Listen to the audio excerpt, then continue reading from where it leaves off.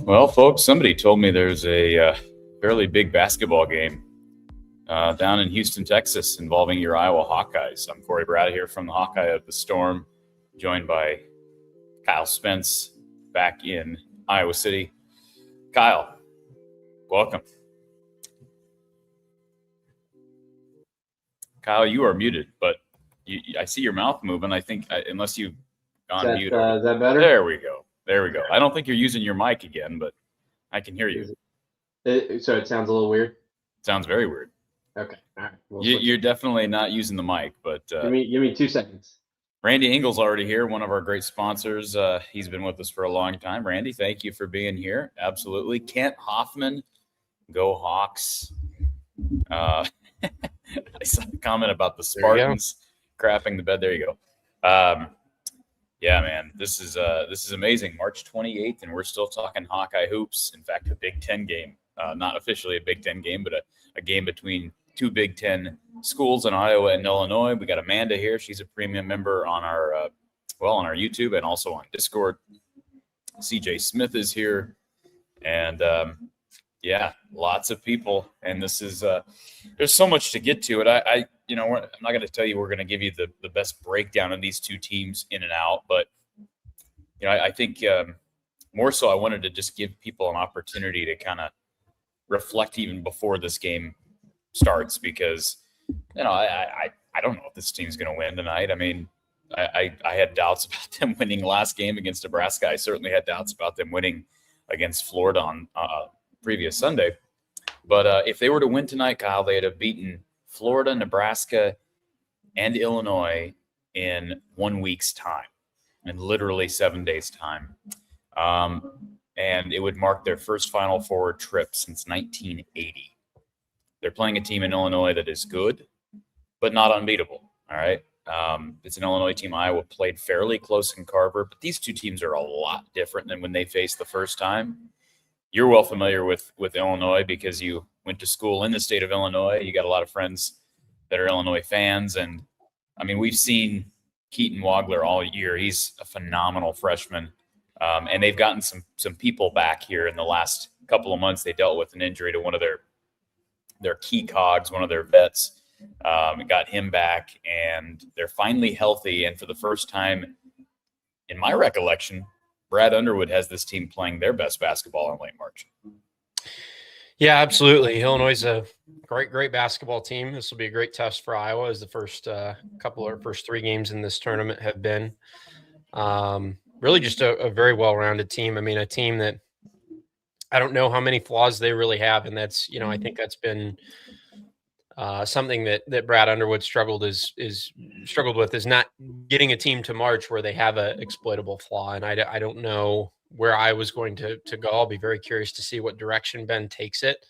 But backcourt to front court, they're extremely well-rounded. I don't know how strong their, small forward position is, but, Boswell, the guy you're talking about, is a very good guard for them. Yep. Markovich and in the front court, they're a very, very strong front court player, averaging 14 and 8 for them. Can shoot the three, 38% from three. They got a couple of centers that can shoot the three. And then obviously Wagler and Stojakovic are the headliners. Those are the guys that do all the creation. Those are the guys that have been unstoppable, all year. Wagler, that infamous game at Purdue, dropping 40 plus. Stojakovic played very well against Iowa the first time. So just a really well-rounded team. The metrics love them. They're actually fourth in KenPom now. Updated. They're the number 2 offense in the country, number 21 defense. But KenPom has them higher than Florida, has them higher than Iowa State, has them higher than Houston, all teams that they were seated behind. So Illinois is a great team. I said when the bracket came out, if you recall, when we did our bracket release, I said I'd not be surprised at all if Illinois went to the Final Four. And I still wouldn't be. They're definitely the favorite tonight, and we'll see what we see. Yeah, so here's a decent look at the box score, the stats from last time. I saw somebody in the chat. We got Josiah said he didn't watch that game back. When was this game? This was in January, early January. Yeah, January. One of their early Big Ten contests. But the stats don't. I mean, stat wise, again, 75-69 was the final, and Iowa was competitive, very close on 3-point makes. I mean, Illinois took one more, and then Iowa, took one less, made one more.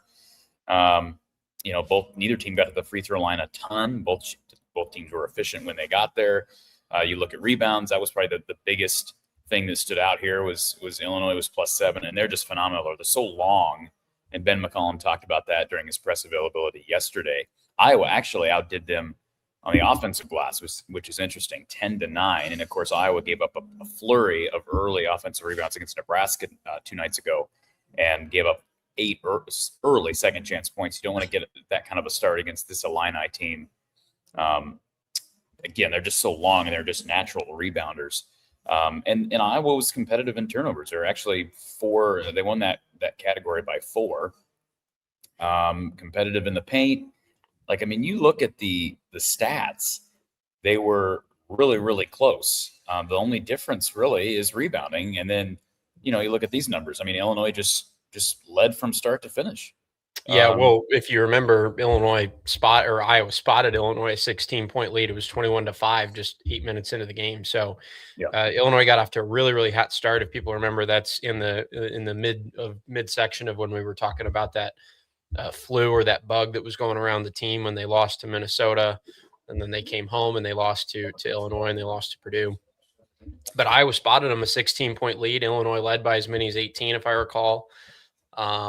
Essentially from there against a great team like Illinois, you're pretty much done if you give them a lead like that. So, but beyond that start, they were highly competitive. Won the second half. I think it was a 9 or 11-point game at halftime, maybe 34-24 or 35-24, and made a push, but it was just obviously too little, too late. A lot of stuff to cling to, and I hope that that second half is something that they're going back and reviewing. Wagler played very, very well, had 19 points on just 9 shots, which is that's unbelievable efficiency from him. Stojakovic had a nice night. Boswell had a nice night.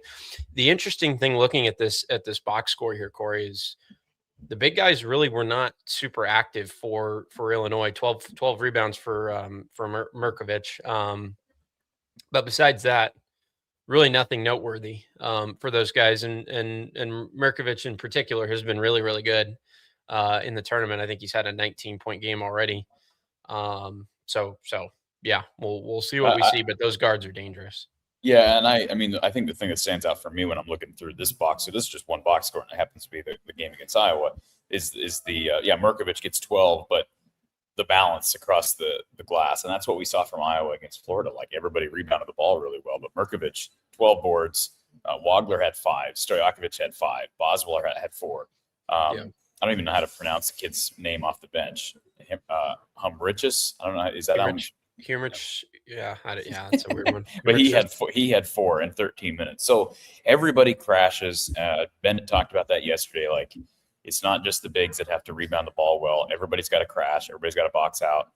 And again, this is sort of anecdotal because we're looking at one game that happened, 2 months ago, 3 months ago almost now.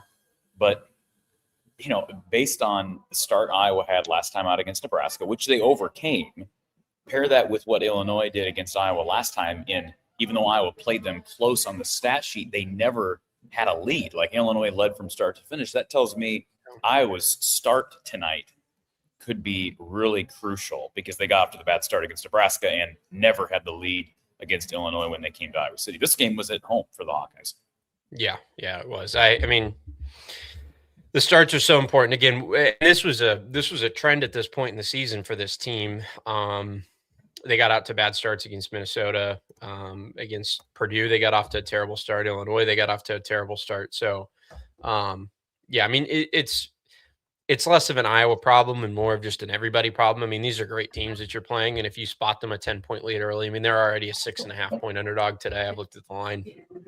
You spot a team a 10-point lead to start, you're basically down 16.5 in terms of the line with maybe 35 minutes to go. So it's just not something that they can afford to do, especially as kind of a quote unquote Cinderella. Although I do want to point out as well, Iowa's offensive rating has jumped all the way to 19th in KenPom. They've been very, very impressive offensively. They're 32nd in defense. That's gone down slightly after the Nebraska game, but this team is starting to look a little bit less like a Cinderella and more like a legit contender. Because again, if you look at these KenPom numbers, they're currently, I mean, I know Wisconsin took the hit to High Point and Iowa's got the win over Florida and whatnot, but Iowa's now passed Wisconsin for the season in KenPom rankings. So, I mean, that's a 5 seed that they've passed with their couple of wins in the tournament. So they're playing good ball too. So you believe Iowa is a contender? No, I'm saying they're not I mean, when you look at Cinderellas, most of the time you're looking at a team that's 100th in net. Oh, you just said they look like a contender now. You just said that. They look like an Elite 8 team. Yeah. No, I'm not. Okay. Listen, there's a big difference between being an Elite 8 team and being a contender. Is Iowa a contender at this point? Well, and I'm asking that question because, look, we could avoid that question after the first game, after the second game, but now you kind of start we may be talking in 8 hours about a great season, whatever, but if they win, they're in the Final Four. So I think we kind of have to. And by the way, the metrics don't say that it's ridiculous anymore because of the offensive jump. I mean, you and I have gone through the numbers, but the general framing of a team that is a contender in KenPom is a team that is top 25 in both offense and defense. And right now they're well inside the top 25 in offense and they're right on the edge in terms of defense. So, I mean, it's not insane. I mean, because again, if they get through tonight, like you're saying, they're 2 games away. And granted, those 2 games are probably against Duke and Duke and Arizona. I will say though, I think Duke is very beatable, and I've seen. Look, I'm again living in the moment a little bit, but I watched Duke against Siena. Good old Riley Mulvey took that big. he took care of business in that game. St. John's took it to Duke in the first half. No, I think St. John's is really good, but yes, I do too. But I don't think Duke is beatable. Frankly, right now, I mean, I picked Arizona to win the whole darn thing, and I'd stick with that right now. I'd be shocked if Purdue beat them. I'd love for Purdue to beat them for the sake of the Big Ten. Like if I'm an Iowa fan, man, wouldn't that be something as a Big Ten fan if Purdue could beat Arizona, because they're my favorite to win this whole darn thing. But yeah, no, I'm with you. I think Arizona. I don't know that anybody beats them. This comment by Rick Maeve I wanted to highlight is Wagler goes, the Illini go. As Sturtz goes, the Hawkeyes go. Freshman versus senior, I like our chances. Now that's maybe short-sighted a little bit. However, I do think there's something to be said for the fact that Keaton Wagler is a freshman. Now I might eat those words tonight. He's a phenomenal freshman, right? Don't get me wrong. Yes. Yeah. But this is as you go further in this tournament, the moment gets bigger and bigger. And I'm not saying that Sturtz has been in this moment. He has been in this moment to some extent, in the past in other tournaments, right? He played in the tournament last year with Drake. He played in the Division II NCAA tournament. He's never been this far anywhere, which is interesting. But Keaton Wagler, this is his first time around, and I mean, there's something about having experience. And I think Brad Underwood, I've gained a lot of respect for him. I used to kind of think he was just kind of a loser. I mean, frankly, he never won in the tournament. They scored a lot of points, but they didn't really play great defense either during the Fran era for a lot of that stretch of time. Now, the one thing they did do that I always respected is they always rebounded Iowa, always. And so I've got respect for him because he's recruited to, like Ben talked about yesterday, to their style. They got a bunch of these. How many of these guys are foreign players? Are they almost? They have 3 starters that are foreign, and then look at the guys that are on the screen. I mean, Jake Davis isn't foreign. Kylan Boswell's not foreign. Is the Ben Hemrich's kid? Is he foreign? I think he might be. Stojakovic has foreign roots, but he was born in America. Well, he's Page's kid. I consider that to be. I mean, he's got that because Page was from Argentina. No, I thought he can't be. He's got to be from Europe. I thought he was like Serbia or something. Yeah, you're right. You're right. What am I thinking? I'm thinking of Ginobili. Wasn't Ginobili European or? Ginobili was Argentinian. Yeah. Yeah, Argentine. Yeah. So. It's just interesting, and it's worked. Obviously, nobody expected Keaton Wagler to be what he has been. I want to address this before we continue on the whole Iowa Illinois thing, which is what the main point of the show is. But Iowa State goes down last night to who'd they go down to? Tennessee. Yes.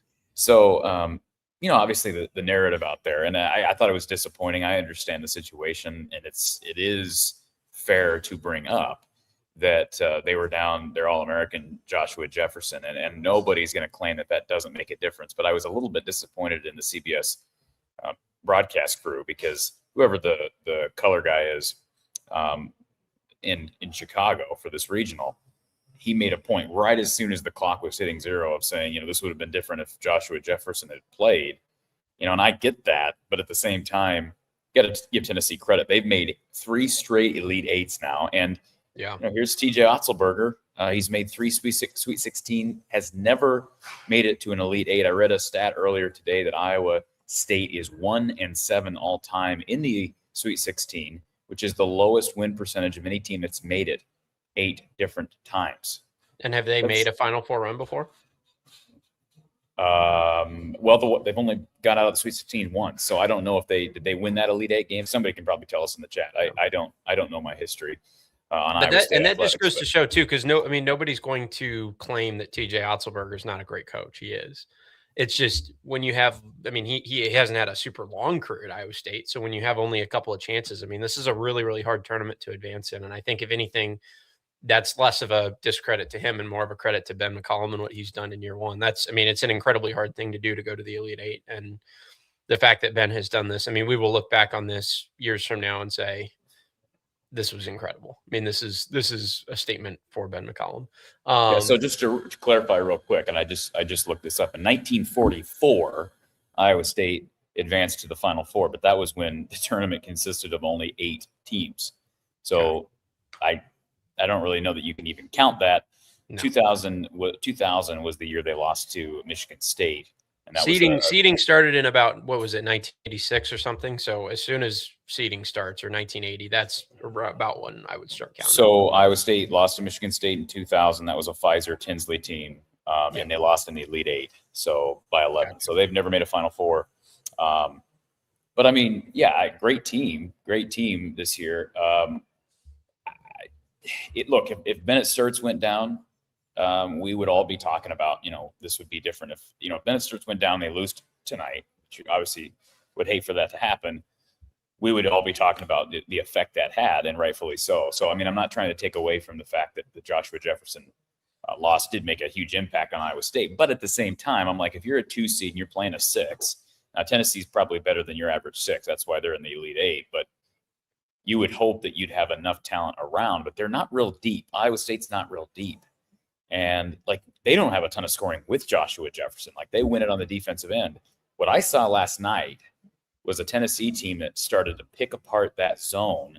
And the fact that they even had to go zone was shocking. They were going zone because Tennessee was kind of slicing and dicing early in that second half. They ended up 51% from the field, made 7 threes. And look at the rebounding differential. Joshua Jefferson not being on the floor hurts them, but it should not hurt them to a point where they're minus 21. Yeah. It doesn't help when you're minus 12 in field goal percentage. But, look at the offensive rebounding. They doubled them up on the offensive glass. So, I don't know. Iowa State's in an interesting position now because Otzelberger has basically claimed, just like what Ben did yesterday, he's basically said, I'm locked in. But at the same time, you're like, man, I've made 3 Sweet 16s. What else do I need to do to get out of the Sweet 16 and get to the next level? Whereas Ben's been here 1 year and he just got to the Elite Eight. So there's a different situation there. I do think Iowa State's got a lot as far as assets, NIL money to work with that maybe even Iowa men's basketball doesn't have. But would you be shocked if TJ kind of reneged on that whole I'm loyal to this program through thick and thin, which is basically what he has said? For the two, I'm trying to be careful here because normally I would say, I'd be surprised. But the jobs that are open right now are elite jobs. They're top level jobs. You're talking the equivalent of, your football coach leaving to go to Alabama. This is what we have open right now. We've got, UNC and Kansas open potentially. Obviously, Kansas hasn't opened up yet, but there's rumors flying.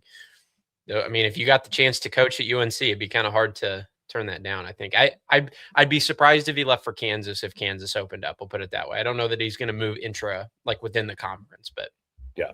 if he got the UNC offer, I think that would be really, really difficult to turn down because that. I mean, UNC annually, I think they put $15 million into their roster a couple of years ago when this whole NIL stuff started. I mean, they're at the very top of college basketball and spending, and that's why Hubert Davis is gone, is because they're so frustrated with the return that they've gotten on that investment. Yeah, I agree. And so that's an interesting storyline. We'll follow it. But yeah, who would have thought if Iowa State, with the season they had, would end it? But that's the tournament. If you can play your best basketball once you get to March, Iowa's been on the other end of that. I mean, how many times have we the Jared Uthoff team or the Adam Woodbury, Mike Gasell team or Luka Garza, the Keegan Murray team? Yeah, exactly. Luka Garza, Wieskamp, Frederick, those guys. How many times have we said, man, this is one of the better teams in the country? And they may even, in some cases, they earned a high seed, but they don't make it to the second weekend, and it's almost feels all for naught. I mean, it's not really, because there are still accomplishments. Iowa State, still had a phenomenal year and earned a 2 seed, but quite a way to end their season.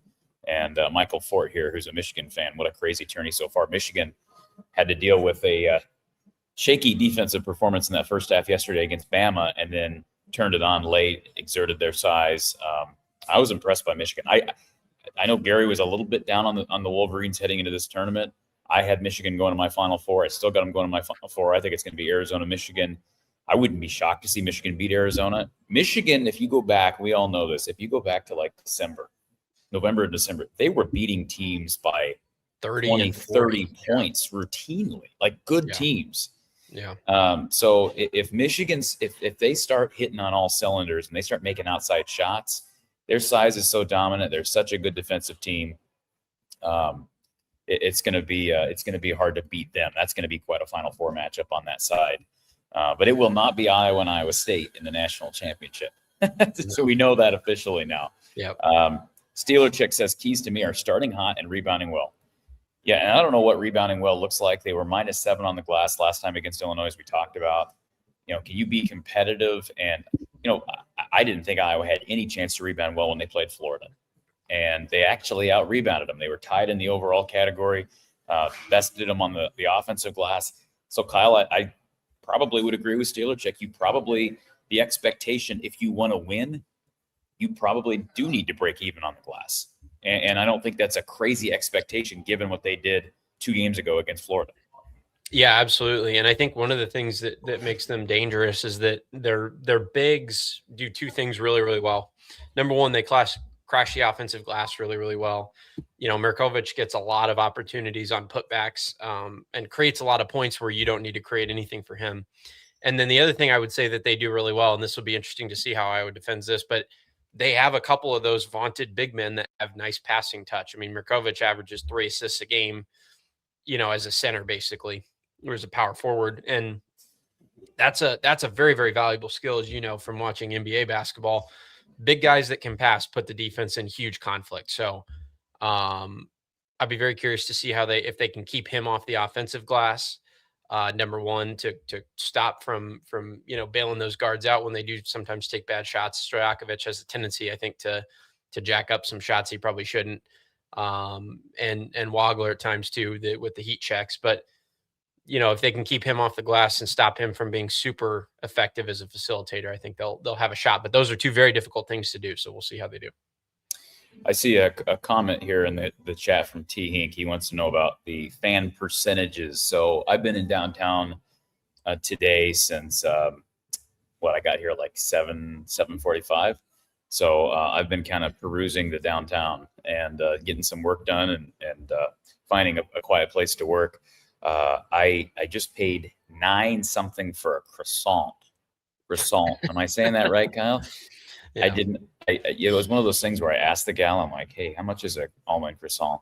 And I didn't say it like that. I'm just saying it for your benefit. But I asked her that question, and she thought I just was ordering. And so she's like, okay, that'll be $9. I'm like, all right, whatever. But it was I will say it was a really good croissant, right? It was really good.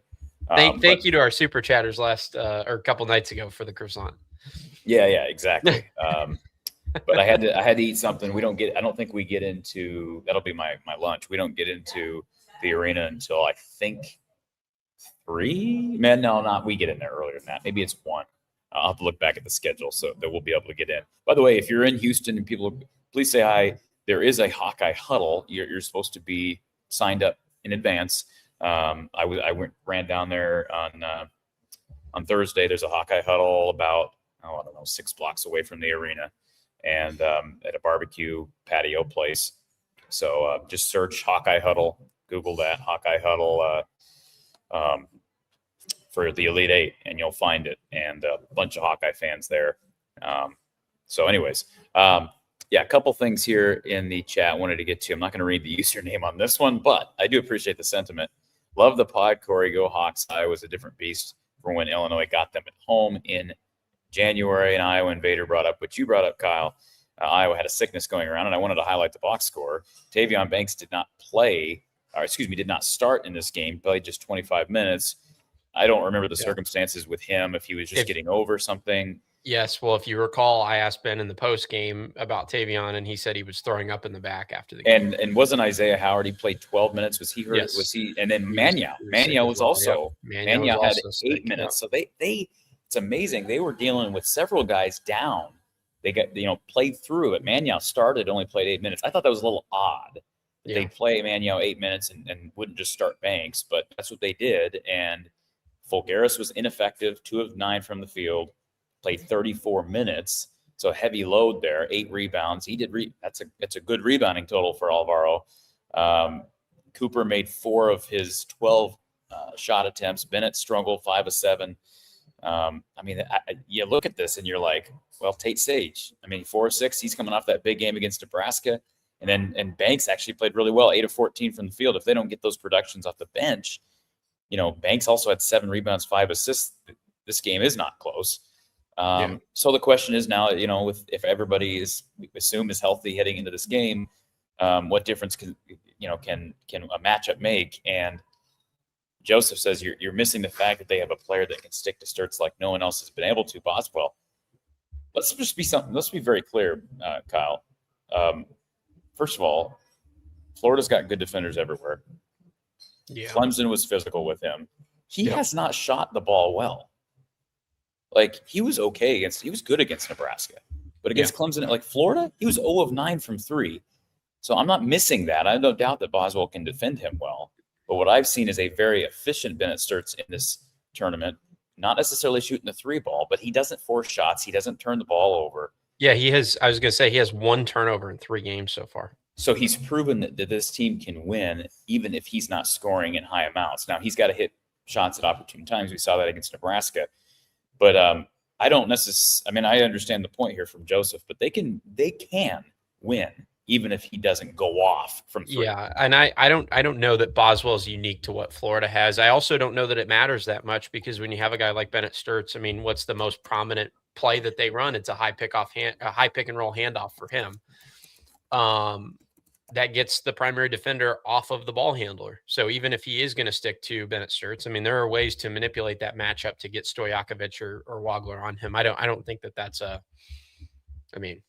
not that it's not a factor. He's a good defender. Boswell's a very good defender, but he's not some, Bennett Sturts stopper.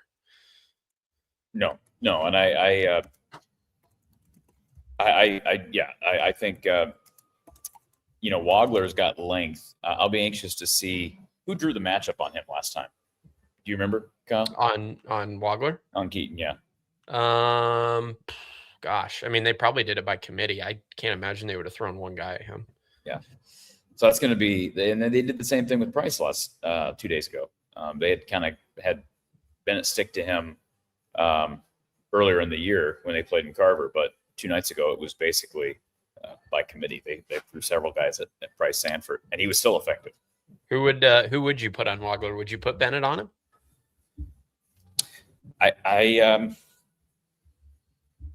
That's a great question. I don't think so. I'm just speculating. I think you probably got to go Combs. But what scares me is Keaton's length. Yes, You know, that's why I was scared about Combs a little bit. But then, I mean, yeah, like you're saying, I don't know that I'm slapping Bennett on him either. But it's probably either Combs or Banks. But the problem with putting Banks on him is I don't love bringing, like, I like Banks guarding bigs better than guarding guards. You know what I'm saying? Like, if he can, yeah, especially with their length inside, like, do we want him pulled out against Wagler well, a it's lot? again, it's like you're saying, it's not even that he's pulled out away from the defensive battle; he's pulled out away from the rebounding battle. That'd be my concern. Yeah, and that's my point. Yeah, Yeah. they're gonna need his length and his physicality inside just to be able to be competitive. I think in this game, I see this this comment from an Iowa State fan. So Austin, we appreciate Austin being here. Says you had to play Nebraska. We had to play a team with 4 7-footers. Yeah, Okay. I don't know what I don't know. You what played a that 6 means. seed. We played a 4, brother. Yeah, I was going to say the same thing. Like, technically speaking, Nebraska had a much better resume. And if anything, by the way, too, matchup-wise. like when we had Coach Close on after the bracket reveal, I think it was after the Clemson game, he said, I was kind of surprised Nebraska wasn't a 3 seed too. So, if anything, they had an underseeded 4. Yeah, I mean, matchups are everything. Don't get me wrong. And I'm not saying Tennessee wasn't a bad matchup. I think based on what we saw last night, it was a bad matchup. And I thought Felix Akpara was a phenomenal addition for them out of the portal to get him from Ohio State. He really if Cyclones are gonna complain about anything, complain about the fact you didn't have Jefferson. That's legitimate. I'll grant that. It was unfortunate what happened to him 2 minutes into the tournament too, by the way. I mean, what awful timing. And he said, I don't know if you watched Jefferson's post game interview, he was in the locker room and he was crying. He was pretty gutted, but he said, I mean, he was really trying. I mean, he was getting shots in it. He was really trying to reduce the pain, but he said he probably wouldn't have even been able to play tomorrow had they won. So it's just really unfortunate. That's the complaint if you want to stick to one, but drawing Tennessee, I mean, that's versus Nebraska. That's a non-factor. I do think Tennessee's incredibly well coached. I think Nebraska's incredibly well coached. I got a lot of respect for Rick Barnes. This is one of the more stacked Sweet 16s as far as coaches that I can ever remember. And it's not like you just have like the best blue bloods in the country. You got some blue bloods in there. But I mean, from John Shire to Rick Pitino to Ben McCollum to Brad Dusty Underwood. May, Dusty May and TJ Otzelberger and Rick Barnes. Izzo and Hurley. I mean, it's really incredible. And, this is what it's all about. And I saw this as well. I did not read the article, but Shane Fetter's comments on, there was a story that came out that apparently listed Iowa, Illinois, Michigan, Purdue spending between $8 and $10 million for basketball. I didn't read that story. If this was I'm not a subscriber to The Athletic or wherever this came out. I'm not a subscriber to it. But some of that is got to be speculation. I don't know who's giving those numbers, where that information comes from. That would shock me if I was spending similar amounts to Michigan, Purdue, and Illinois. I mean, from my conversations with Illinois people, I mean, they're spending a ton of money on basketball. I'd be shocked if I was anywhere near them. I like this comment. Hey, we got ripped in the comments. I don't know if you saw that. Was it yesterday? Somebody was like, "Is this You're talking about the show on Thursday. Said, "Is this a post game show or is it what was the term that he used?" Yeah, it was something about us reading off too many donations, right? Yeah, it was, and I just said to him, like, we weren't on here, like we were not on here trying to. We didn't start that until 2 hours in, Corey. Well, and we also weren't on here like begging people to donate.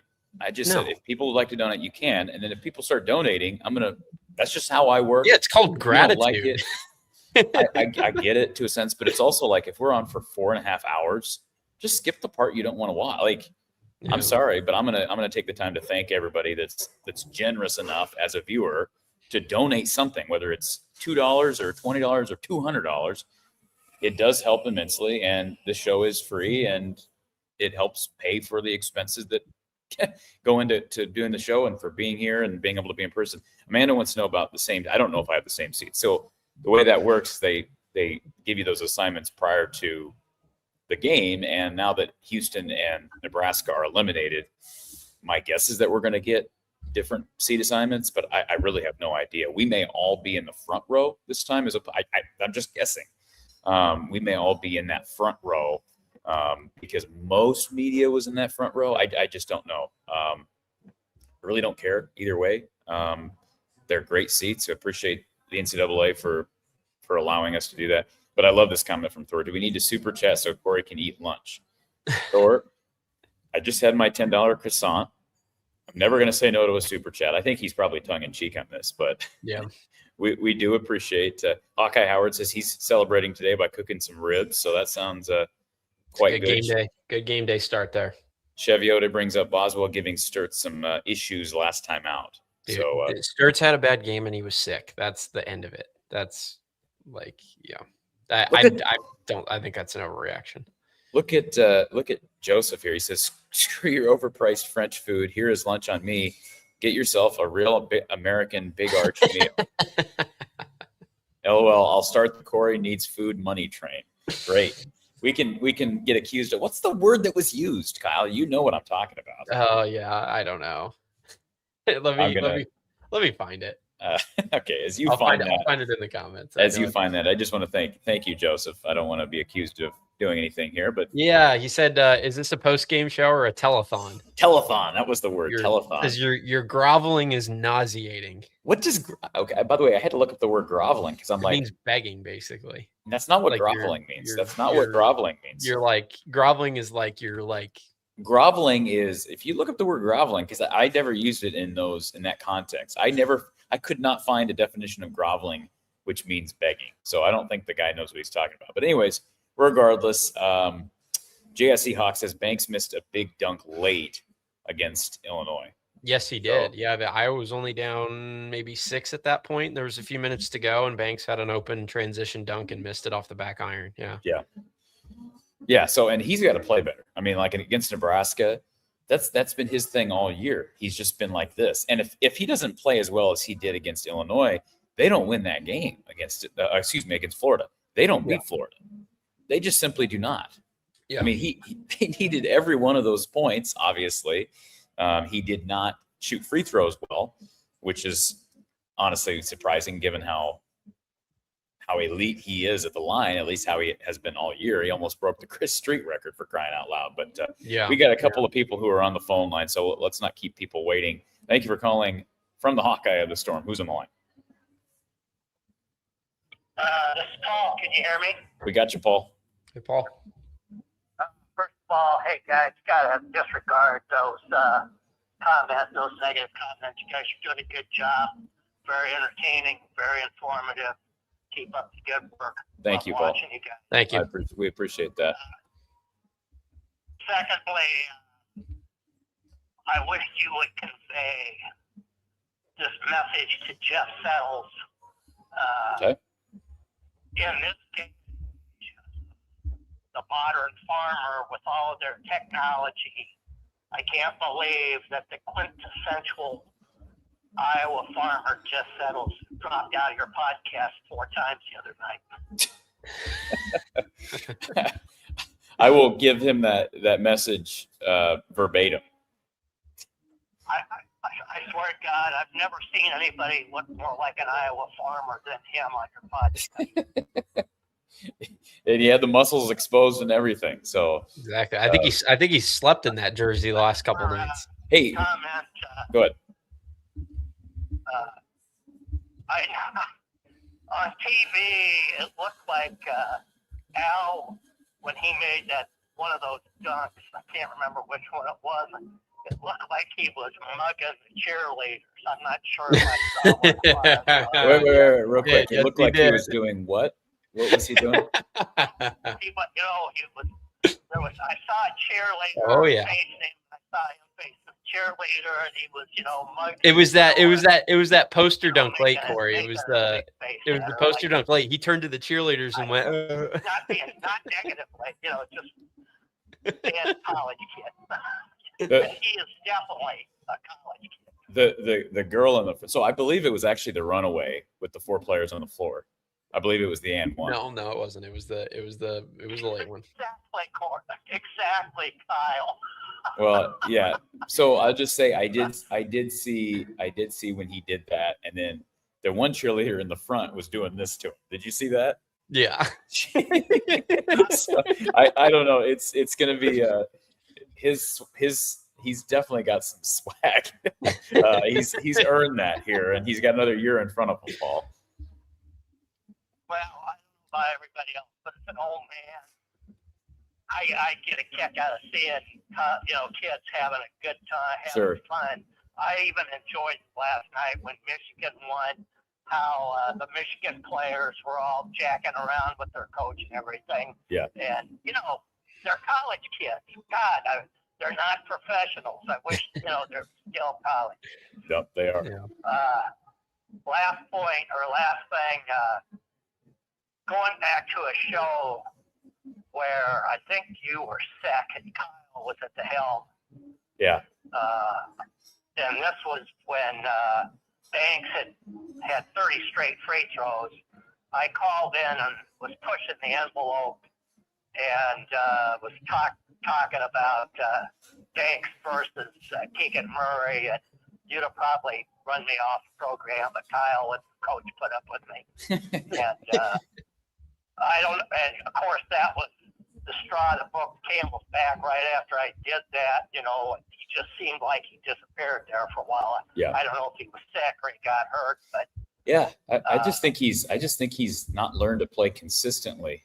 Yeah, I mean, I don't know if you can point to anything other than he started at the JUCO level, then went to Drake, then did he go to? No, he didn't go to Wyoming. He went to Drake, then he goes to Iowa. I just think next year, if he can get one more year, that's why I think it's going to be a massive storyline if that lawsuit can grant him another year. Because, I mean, Kyle, he if he could be consistent with what he does, he can be one of the better players in this league. But he's just not. I mean, he just disappears, and that's why you just don't know what you're going to get from him even tonight. Yeah, absolutely. Well, if his motor's running, he's got the jumps and he's got the stroke and he can attack the basket like we're looking for somebody to attack the basket, and of course, just to finalize here, win, lose or draw, just like the women, it's been really an enjoyable season, and I think these kids, they got a chance tonight, just Absolutely. like every other game. Sure they do. Yeah. So, thank you very much, guys. Thanks, Paul. Appreciate Bye. it. Thank you. Yeah, I wanted to add something else to Paul's comment. Fulgaris, I got a chance to meet his brother Nacho, which was pretty cool. And got to, it was just neat because I got to congratulate him, of course, JR's wife, so Cooper's mom, and then Bennett's dad was there as well, and all those happy parents there as we leave the floor. Those happy parents are right there, and Nacho, of course, their mom is not there because she had to get back. But Bovis says he never got his Discord link, so Bovis, shoot me an email. I just texted it to you, so if you want to email it that his way. All right, I promise I'll make sure we get that to you as soon as we're done here. If you did not get it, my apologies for that. Barbara says, love seeing former players supporting the Hawks. Your thoughts on Caitlin Clark not yet congratulating Iowa on social media? Somebody else said Luka Garza has not done that. Yeah, I haven't seen anything. That's interesting as well. I can't imagine that. I mean, he's got his jersey in the rafters, so I don't know. I mean, the Caitlin stuff makes sense because of the stuff with who. But can we talk about this, by the way? Can we talk about what happened on Barstool this morning? Oh, well, we're not gonna share the clip because I don't want to get demonetized. But you can go ahead and explain to people what was said on the Barstool. I did tweet it out. If people want to go to my Twitter, they can see what was said. Yeah, they were on the Barstool podcast this morning, your live stream, talking about Iowa basketball, and Dave Portnoy was connected to Connor McCaffrey on the phone by one of his associates, and Connor had basically called to complain about coverage of Iowa and about coverage of his dad. It was something along the lines of how his dad has set the table for all this, and why is he not getting more credit? And wait, like, what's a whole bunch of he set the stupid table stuff. for what? I have no idea. For the Elite Eight it was run? basically that his dad was not getting enough Wait a minute, real quick. Or they were too hard on his dad. I'm going to say this again. I've said it before. I'll say it again. I'm hoping that what you just said is out of context. Yeah. And then that was a poor quote because my question is, why is Connor McCaffrey trying to get in contact with Dave Portnoy? Because I guarantee you Connor has contacts for all of these big wigs because of Caitlin. That's the only reason. Sure. That is the only reason. But I just think it's just interesting. Like, again, I hope what you just said is out of context, because what exactly did his dad do to help Iowa get to the Elite Eight? But the only thing he did, can I just say this? The only thing you could give him some credit for is he got Cooper here. But really, you know what? I give Gary Close and Tom Davis and those guys more credit because they're the ones that got JR to come to Iowa. Like, that's why Cooper wanted to play for Iowa. Recruit. Yeah. That's why he wanted to play for Iowa. That's why he's still here now. If he was a Fran guy, he would have left. Yeah. I mean, he was a Fran guy, but it was also big part because he was a legacy kid. So that's Connor just needs to here's the problem. And I don't know Connor personally. Maybe we had one or two conversations with him, maybe. To me, he comes off as this is just telling you how he comes off. I'm not saying he is this, so I don't want to get attacked for being accused of attacking a kid. I don't know. He's not a kid, by the way. He's a full-grown adult. But to me, he seems like somebody who was born on third, feels he hit a triple. Yep. And, he doesn't have self-awareness. And I think that's the biggest thing with people that sometimes are in the limelight. They don't have self-awareness, but the good ones do. Yeah. The good ones do, like Caitlin does, right? Caitlin, as opposed to being stupid, she may love Connor. I mean, they may get married and yada, yada, yada, but are you going to hear her say something stupid? No. She may not say anything, which is disappointing, but also sort of understandable. I just think he lacks self. Needs to get coaching on that, but he won't, because usually people who are not self-aware don't admit they have a problem, and so they're not going to accept help. You know what I'm saying? And I think he can say all he wants to, and he can come after us for criticizing him. Patrick hasn't said anything. Patrick's in the same spot. Patrick was a better player than Connor on every level. I mean, Patrick was a better basketball player on every single level than Connor was. And I haven't really seen him say much of anything regarding this whole, even since Fran was fired. Yeah. So, and he's actually, because I was just looking to try to confirm this a little while ago when we were talking about it, when we were talking about Connor's tweets, was like, I just went back and I looked and I was like, is Patrick replying to anybody? Is he saying anything? And the only thing really that you find in his replies about it is people, he'll make a tweet, somebody accuses him of being salty, and then he will reply and basically say, oh, no hard feelings, but my dad's moved on. I mean, so it's not terrible, but for some reason, Connor has this entitlement thing. I don't know. I mean, I don't know what he thinks that their family's entitled. I mean, Iowa paid his dad millions and millions of dollars for 15 years, and they won basically nothing, and they moved on. I don't know what he thinks Iowa owes them. Alex wants to know what games you watched to say that Patrick was better. Patrick was a better player in high school, and he was a better player in college than Connor was. Marginally. Yeah. I mean, can we agree Patrick probably underwhelmed in college? Patrick was a little underwhelming. I'd say he was far more capable. He had a better upside. He had length, better athleticism. Yeah. And by the way, let's be fair here. Connor has had cancer, and he's been dealing with thyroid medications his entire life. He has not been able to put on weight. I know for a fact that he's tried to add weight and could not. So Connor never dealt with anything like that. So I think had Patrick been fully healthy and had he not dealt with all that stuff, he would have been far better than than Connor. But and frankly, I mean, we're just kind of guessing right now, right? But you talk about maybe not having self-awareness, and JSC says, Kyle, please stop. Connor is a much better player than Patrick. I mean, you have your opinion, but I mean, I think there's a lot of jealousy right now from Connor. I think that's what it comes down to, right? Jealousy is rottenness to the bones. Jealousy, I just think that's what this comes down to. I think in addition to lack of self-awareness, jealousy. Well, he's got to deal with, his dad. His dad is the coach, and he, has kind of been helpless through this whole thing about that decision, and then his girlfriend is far more successful. I don't know. I also think it's just a lack of humility. Oftentimes Yep. when people act Yep. like this, it comes down to jealousy and lack of humility and pride. That's what lack of humility is pride. Yeah. And And I mean, that's evidenced by the fact that, too, by the way, to add to the point, like there were pictures of Nicholas Bear, Jordan Bohannon, tons of Fran guys were at that Sweet 16 game that did not say anything. They let it go.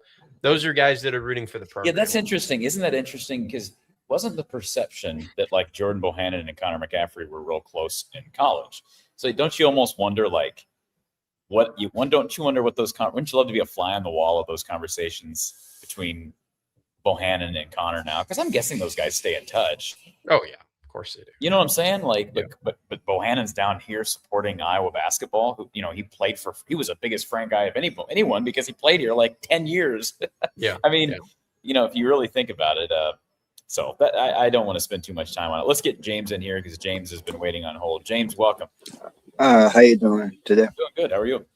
I'm good. But first off, I just listened to Portnoy thing. It popped up on my phone. It was pretty much similar to that. More just, he said he liked Fran and he liked Fran, but he understands Fran didn't do the job. Like Portnoy gets that obviously from outside perspective, right? How does Connor not get that sometimes from inside? And I get there's hard feelings there, but to me it doesn't matter. It's just all. To me, if you graduate from there, you'd want what's best for the school. But I get it's a family thing. But also, your dad moved on. It's not like he got fired and didn't get another job, right? It's not like he just got fired and like, oh, now he's on the street. And even if he was on the street, not on the street in particular, but like he didn't have a job, he's still not on the street, not on the street, not on the street. But like in particular, like if he didn't have a job, he'd be perfectly fine because Iowa paid him all that money. If that makes sense, Sure. right? Like it's not like he's just. Well, that's what I've been trying to get. Like, situation. what I don't I've never understood. There were some people back when Connor made that tweet after the Iowa State win. There were some people that were like defending Connor vehemently because they're like, his dad got fired, yada yada yada. And I'm just like, I don't get that line of reasoning when a guy makes millions of dollars for 15 years. What was he making, like $4 million a year? I mean, do the math. He made a grand total of $40 million from Iowa. So he makes all this money, and by the way, Connor makes a lot of money playing for Iowa. Now, not that those guys don't give anything back, but like, Yeah, they have every right to fire you, and you have every right to be frustrated. But it also just makes you out to be petty and insecure. So yeah, and this was like, again, Corey, this is a conversation. Like, if he wanted to make the point. Had Iowa lost to Clemson in the first round, if he wanted to be like, you guys didn't get anywhere with this, like, okay, I mean, it's petty. I still don't like it, but like now, like for him to do this now when they're in the Elite Eight is so beyond ridiculous because now it's just obvious that they got the better coach. I mean, this was an upgrade, no question about it. And like, again, if they miss the tournament and he wants to, throw a shot, okay, like, I mean, I don't like it, but I understand it. I mean, this is just beyond delusional at this point. Yeah, I feel like it's weird too to kind of watch like the mixing matching of like old Fran guys because obviously J-Bo was there, Austin Ash was there, Bear was there, like the support. But like then you see some of those other guys where it's like they don't say anything. I seen Anthony Clemens on Twitter put out his support too. So like Evan Bronze has been supportive. Yeah, Bronze. Drew Thelwell has been supportive. Yeah, I'm saying like. You see some of the guys be supportive, and it's like it's good to see. But then you do see some guys where you just don't say anything at all. But I'd rather have you not say anything at all than bash the situation. You know who one of the greatest Hawkeyes of all time is? Who? Mark Gronowski. I freaking love that dude. I love him. He's so Iowa. He's one of those guys, personality wise, that he's been here for one, and it feels like he's been here for five. Yeah, and you know who else falls in that same category? Exact same category as Lucy Olson. Yes. Yep. Like everybody loves Lucy. She loves Iowa. She's been supportive of Iowa since she left. I think Bennett's gonna be the same way. Now Bennett's maybe not as outspoken as Mark. I was gonna ask you, Corey. This will be controversial to some people, but if they win tonight and go to the Final Four, say they go to the Final Four and they lose, is there any chance Bennett gets his jersey in the rafters for one season? For a Final Four run? Probably not. I mean, I don't know what the standard for that is. I really don't.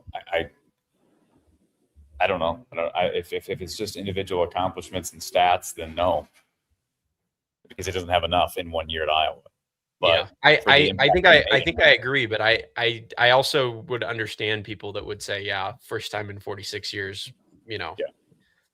But I don't know. They have Yeah. so who are the people that have their jersey retired? So you got Luca Garza, Chris Street, Ronnie Lester, Roy Marble. BJ. Yep, Roy Marble, Yeah. BJ Armstrong. How much further do we go? You'd have to Google. Those 5 I know for Those sure. are the 5 I know. So I don't know how many past that they have. Yeah.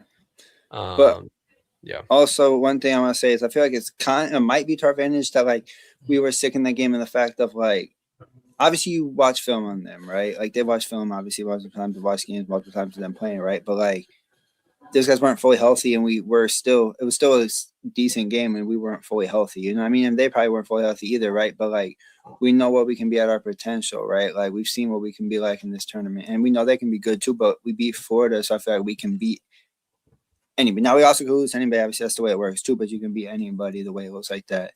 Too, and Florida was long too, right? Condon, Howe, Shinaloo, right? So it's not like they were not that long and lanky either, right? So Yeah, that's what I keep saying. Like you can talk about rebounding all you want. Well, Iowa proved against a dominant rebounding team in Florida that you can deal with length and you can bang inside and you can actually like literally compete, not just like compete.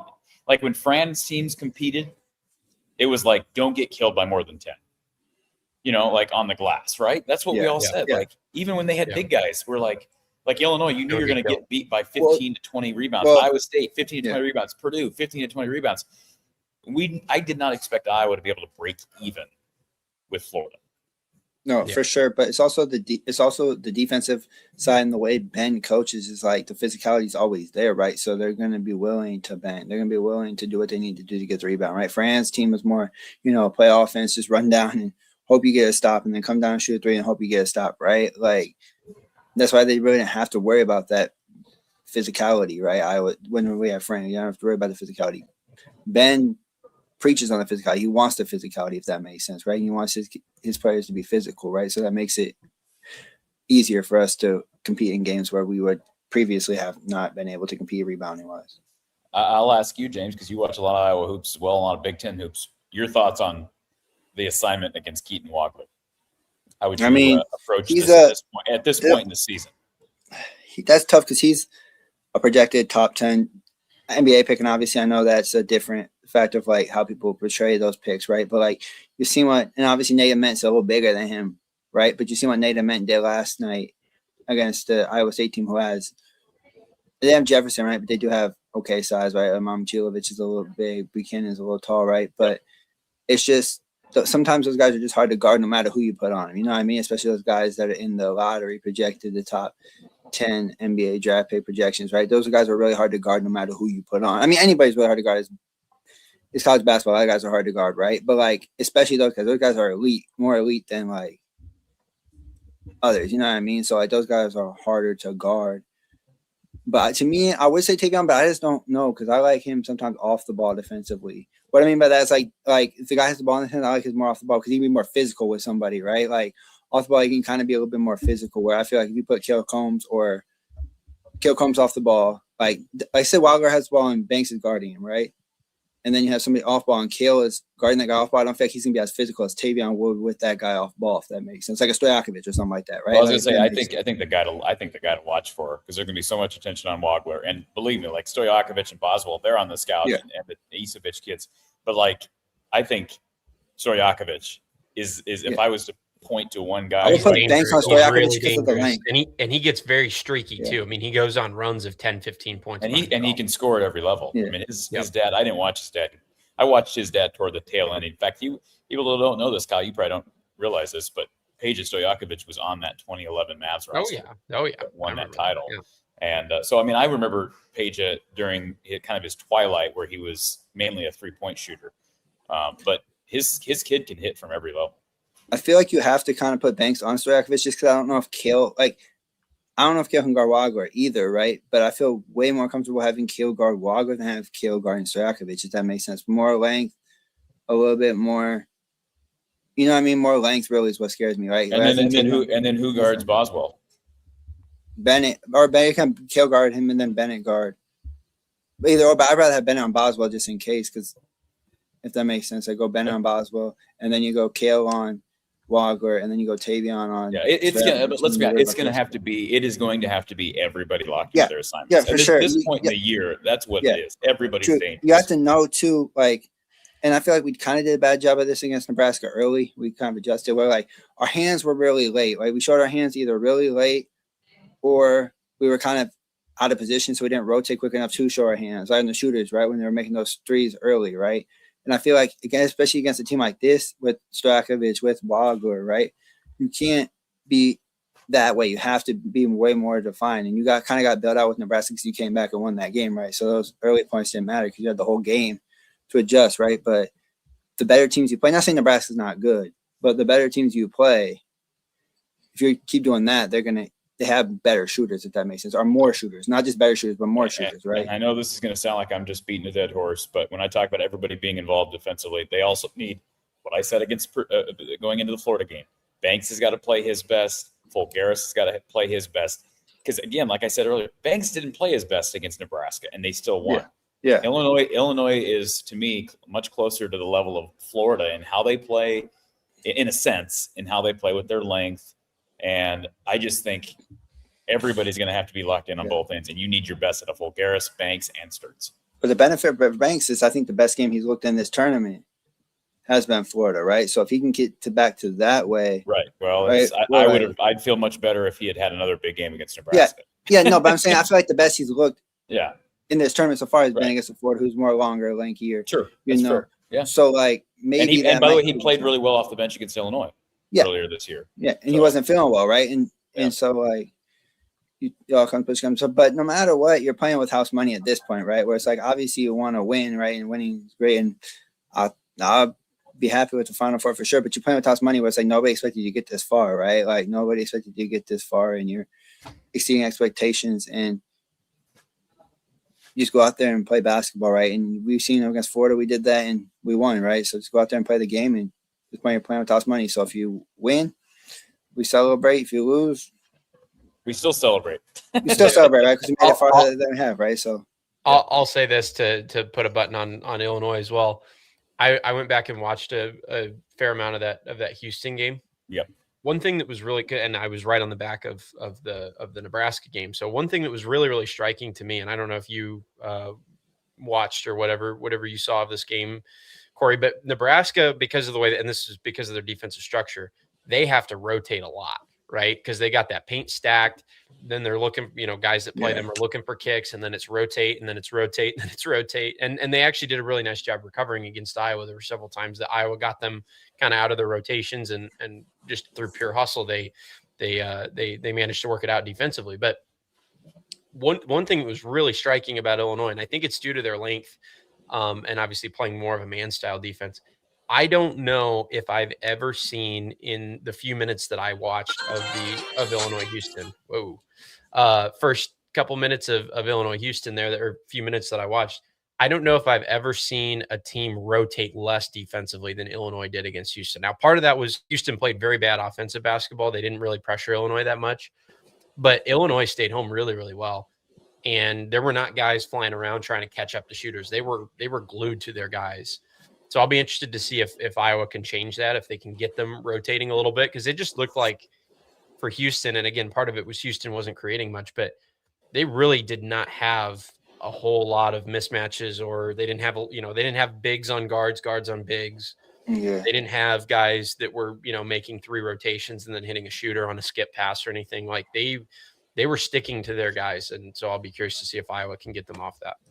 No, for sure. But I feel like the way our offenses looked has kind of been different, right? Like especially Thursday, we were more like, we weren't as much like, we were running the shot clock down a little bit, but it was more, I seen Bennett kind of get to the paint. And that was the way Nebraska played you, obviously, was get to the paint and find the kicks, right? So it'd be interesting to see kind of how they come out. But I'm just excited to be here, right? Never thought we get this opportunity. We haven't got this opportunity in our whole lifetime, right? So excited to be here. And it'll be interesting, right? Because you don't have Iowa State. No, so it's us for the state. So hopefully we can represent the state well, Yep, absolutely. Thank you, James. We appreciate you calling in, sir. We'll talk to you post game. Yep. Thank you, sir. Also, on the analytics note, Corey, because I saw a comment about tempo. Illinois is 285th in the country in tempo, 65.5 possessions a game. Iowa's 361st at 62.7 possessions per game. So Illinois not quite as slow as Iowa, but both of these teams very slow, grinded out teams. And that Houston obviously was very similar to the speed that Iowa plays at. Houston 353rd in tempo. So a couple of slow teams again tonight. Just to give everybody a brief update, Iowa football just landed a commitment out of 2027 Nice. Safety Jack Tice out of Oak Park, Illinois. He Cool. is a top 100 safety in the country, top 30 player in the state of Illinois, according to 247 Sports. We'll just flash his 3-star. page, his recruiting page over here so people can see. And you'll take a look at his offer list as well. Another Phil Parker special at Illinois, Northwestern, Boston College, Duke, Kansas, Purdue, UCLA, and Vandy all offered, along with some other non-Power 4 schools. Also, West Virginia had an offer in on Tice. So he is officially committed to Iowa's 2027 class. 6 foot, 185 pounds out of Fenwick High School. Very good. We're football's like the last thing on my mind right now, but very, very. Hey, We'll start getting back in that started. as soon as this ends. We'll start to get back Yeah. in football mode. Spring practice is already underway. So all right, Absolutely. let's see here. Casey, that's a winner, says, wonder if Audie Crooks can play for the Iowa State men's team after last night's game. Will the Hawkeyes YouTube carry this Elite 8 game? I'm sure it will.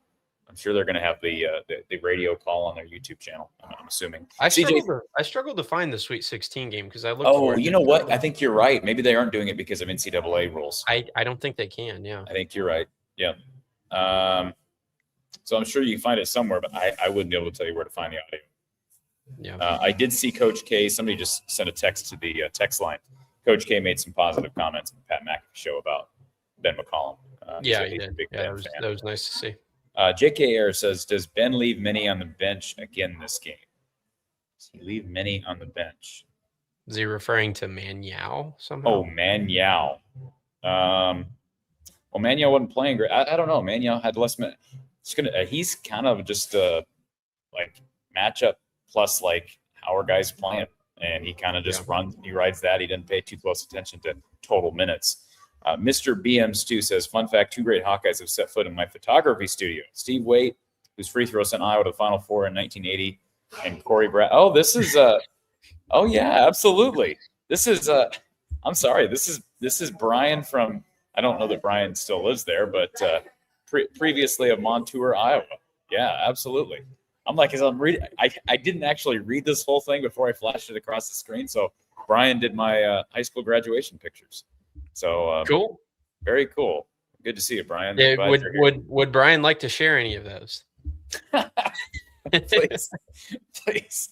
There's got to be some HIPAA laws involved there, right? Yeah.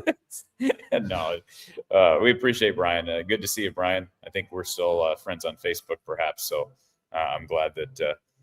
I'm curious if he's down here in Houston. Brian, are you down here in Houston for the game, or are you going to be making the trip to Indy if they win tonight? Tragus44 with the super chat advice: watch the game alone or go to your friend's house hosting an Illini watch party. Man, I don't think I could deal with the Illini watch party. Yeah, that's a tough one. See, when I'm at home, if this is where I've gotten, maybe I'm an old curmudgeon now, Kyle, but like during that Florida game, there was a portion of the game where I just put the game on mute because I was not happy.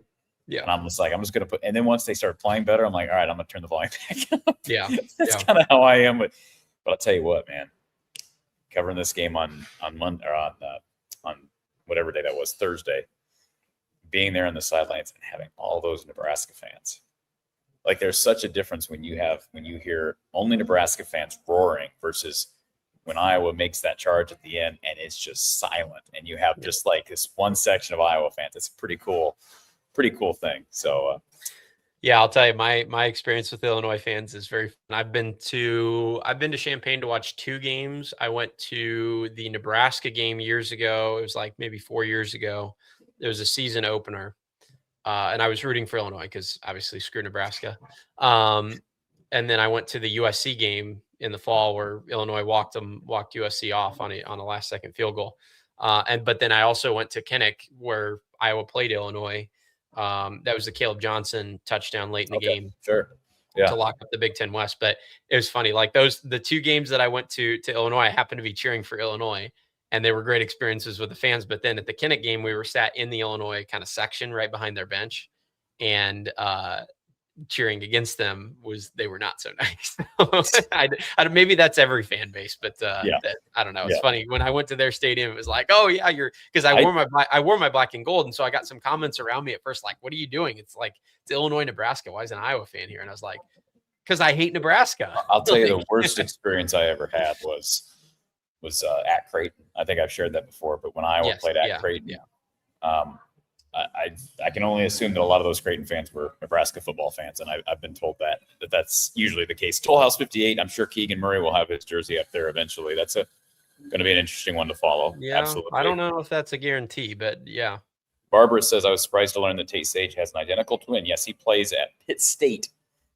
So I don't know that he is D1 material, but he is playing college basketball. ZJ, how much does this run, especially if it lasts longer, affect recruiting or even the portal come out off season? I don't know if you can really put it into numerical terms, if you can really quantify that. But no, it doesn't hurt. It helps a lot. Steeler Chick, thank you for reminding everybody. Please hit that like button. Same thing for one of our premium members, Sam Corbin. Please hit the like button if you're here. Can I flash a comment real quick? Sure. Can you read that out loud? Well, apparently Trodix bet $10,000 on Iowa winning. So I'm not going to comment on the betting thing, but wow, that's Can I just say, Trodix, if you happen to cash that bet, I would ask for a sliver of that to go to Indianapolis. Can I earmark like a little bit of it? JK Error, thank you for the super chat. Hey, see, now this is going to cover my full mix. See, YouTube took what 35% of his $10 super chat, so that means I'm trying to eat like a value menu. But this is going to help, JK Error. I want my number one crown back, so here are some McGriddles for tomorrow morning. I don't know that I'll get through the McGriddles. Yeah, the 28. That give me some McGriddles this morning as well. We appreciate that, Joseph. Thank you for doing that. Now let me just double check. Much to the chagrin of some people, I should check to see if there's any donations. There are not. So to our person who was complaining about that last time, is Boswell their best driver? You see what you see? Oh, I see. I see. We're commenting on the. That's so. I mean, I when I saw the Tiger Woods news yesterday, I was just terribly disappointed. It's just, I'm happy the guy's still alive. That's what I'd say. I mean, just all these things that he could have easily. He's worth $1.5 billion, and that's his fourth car accident. So I have no idea how he hasn't. I mean, if you were in his position, you just pay someone $250,000 to follow you around and drive you wherever you needed. But I mean, especially when he's on the pain pills. I mean, this is now the third time that he's been cited with the pain pill stuff, where he's been on like a strong pain, which I'm a little confused. I would love to know what his medications are now, because I mean, I guess it's probably still for his leg. That's my guess, because I'm sure he's got pain everywhere. Well, he's got pain everywhere. He probably does, but like that was strong. I mean, that stuff that he was on, if it's getting him a DUI, strong. I mean, you don't get a DUI for ibuprofen. That's all I'm saying. No, I'm not. But you got to realize he's probably got so much pain everywhere. He's not taking ibuprofen. Yeah. But I mean, look at someone like Prince. I mean, that was performing. Obviously, Tiger's an athlete and has had all these injuries plus surgeries plus accidents. It's like, so JK Error, some of my grad pictures have Lincoln Park logos in the background. I remember. That takes us back a little bit. That was part of my childhood. Lucy, Transformers. Yeah, absolutely. Lucy, I did change my flight. Thank you to everybody for helping that happen. It was not necessarily cheap, but it was not horrible either. So we were able to get it. Unfortunately, I'm here an extra day, but we'll get back. So you're coming back on Monday? Coming back on Monday. Yep. Okay. Orion says, is Trey Thompson still on the team? He absolutely is. He is redshirting. I saw someone did answer that in the chat. And let's see. Brian says he's not in Houston. He's in Ottumwa now. Okay, working for Indian Hills Community College. We'll do some taking for those Brada senior pictures. I probably have some, but will not be sharing them. I can drop my email. Thor Williams says, "I saw a meme that Georgia football just signed Tiger." That's a good one, Thor. I like that. I did see that. Okay, M. Seaton PT. I'm behind. Just hearing the Fran talk. Bottom line, the buyout money essentially is payment for any hard feelings. Yeah, of course it is. That's a fair thing as well. Thank you, Thor. He says he's all for the donations. Just want me to have a good time. Well, I appreciate that, Thor. And Julie says, do you think Ben will start Sage since he was so effective, or do you think he'll play him mid-game? He's not going to switch up the starting lineup. But Sage has got to play well. I mean, he played well against Illinois the first time, played well against Nebraska. I think it's almost a bonus if he does, because like I said, to me, my mindset is you need Banks, you need Fulgaris, you need Sturts. If you can get a big day out of – I don't count. I'm not – are you counting on Sage having another double-digit game? No, I'm not. If he could even get to 10, I'd be happy. Has he done that where he's carried a great performance from one game to the next yet this year? I don't think he has. No, and he's only had, I mean, how many double-digit games has he even had? I mean, maybe 5. Yeah, and he's had some Rutgers, Illinois last night or 2 nights ago. Yeah, absolutely. Timothy says he's been on pain pills for 18 years. I've never had a car accident. He's been taking more than he's supposed to get in accidents like this. Well, I'm sure. Yeah, that's what I'm saying. Like, it would take for a pain medication to reach the threshold of impairment. You would have to be taking a lot. All right, let's go to our next caller. We got Robert with us. Robert, welcome to the show, sir.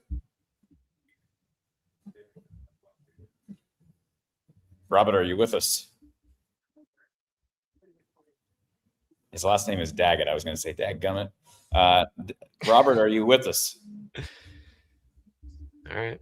I'll try to get his audio fixed. Robert, go back out of StreamYard. Try to get your audio because we cannot hear you. You're not muted, but we cannot hear you. Let's get Jace back in here, and we'll try Robert again. Jace, welcome. How's it going, guys? Going good. How are you, man? I'm good for right now. Yeah. Give it 3 more hours. I'll be biting my fingernails for the next 4 hours after that. I know. Well, just look at it the way I look at it. I'll tell you, I usually when I'm – and I just get some. By the way, I didn't answer. I've seen half Hawkeyes, half Illinois. Like honestly, I've seen more Hawkeye fans today than Illinois fans. Okay. And I've been in. That's a good sign. I've been in 2 different hotel lobbies in downtown. I switched from the one. So I was at a Starbucks. I moved to this one. Got the croissant, and here comes some more Hawkeyes coming out of the gift shop here. So. And there's a lot of there are a lot of. I bet you quite a few of them made it down after, because you said it. I mean, Nebraska dominated, and Illinois had quite a few fans down there on Thursday. So yeah. I mean, it felt like there were considerably more Illinois fans heading into the game against Nebraska that I saw around Houston, but I'm not all over Houston. But I'm just saying, just the little bit I've seen. To me, I'd say so far today, it's like 70% Iowa, 30% Illinois. My guess is the best case scenario for Iowa fans is like 50-50. That's the best case scenario, and I don't even think it's going to be that. I still think Illinois fans will ultimately outnumber Iowa, but I have seen closer to like 70-30 in favor of Iowa so far. Yeah. Kyle, Jake Davis has been starting over Storakovich, correct? Since Storakovich has gone down with that injury? I'll have to check that. I hadn't seen that, but let me see. Maybe I'm wrong, but I thought he's been starting, Jake Davis. Oh, no, you're correct. Yeah, in that Illinois game. Now, Jake Davis only played 13 minutes. Stojakovic played 28. So that would probably be Sturts' matchup right there would be Jake Davis. So why are they bringing him off the bench still? How many games has he been back for? Well, he's played the whole tournament, hasn't he? I would say almost a month. I wonder if that's just I don't know. I wonder if that's just Underwood trying not to change things up too late in the year and just. Well, I wonder with him too, because Stojakovic can be a little bit of a gunner sometimes. So I wonder if he's like. But I know, but 28-13. I'm just looking at the last box score minutes wise. Yeah, Stojakovic is still playing. My guess is he's just trying to not. Against in that last Big Ten game when Wisconsin beat Illinois in overtime, Stojakovic played 32 minutes off the bench. He's going to play. He's going to play more minutes than Davis, barring something unforeseen. That's interesting though that he's not starting. No, yeah, and I thought game 1 too when we played Illinois, Sturts got the Wagler matchup because that was another another Sturts foul trouble game, wasn't it? It was. That was a stretch. Correct, So I don't doubt that. I guess the reason why I answered that question the way I did earlier is because I just don't know this late in the tournament with the toll that that Sturts is taking. Like he did not shadow Price the entire game tonight.